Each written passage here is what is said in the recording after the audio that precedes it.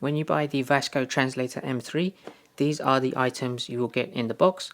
You have yourself the M3 device at the top. Underneath, you can open up for more items. You have yourself the USB-C charging cable. You have a rubber silicone lanyard strap. Depending on which country you buy the device from, you will get either the UK or the EU or US charger. You also have a clear case for the Vasco Translator M3. Then you have the user manual and safety information booklets. The device itself is a touchscreen device. To run through all of the buttons on the side, on the left hand side you have yourself the SIM card tray there. Just below that you have the volume buttons, you have the plus and the minus. On the right hand side you have the power button and the back button. The power button, you have to press that for a few seconds to turn on the device. On the top you have a microphone port.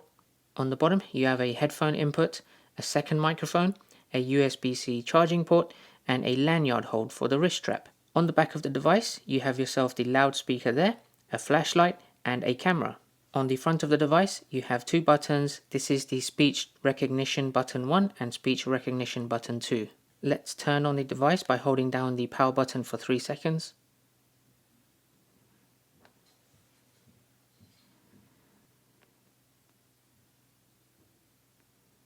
Now you will see the lock screen. You can swipe up to unlock.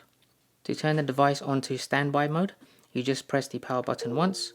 It will go into standby, so you'll be able to have it ready to use anytime you need. To bring it back from standby, you simply press the power button once and then you swipe up.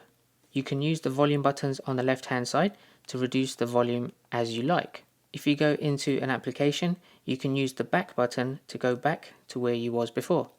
To power off the device, you hold down the power button for 2 seconds and then you get an option to power off or reboot the device. You can select power off and it will shut down.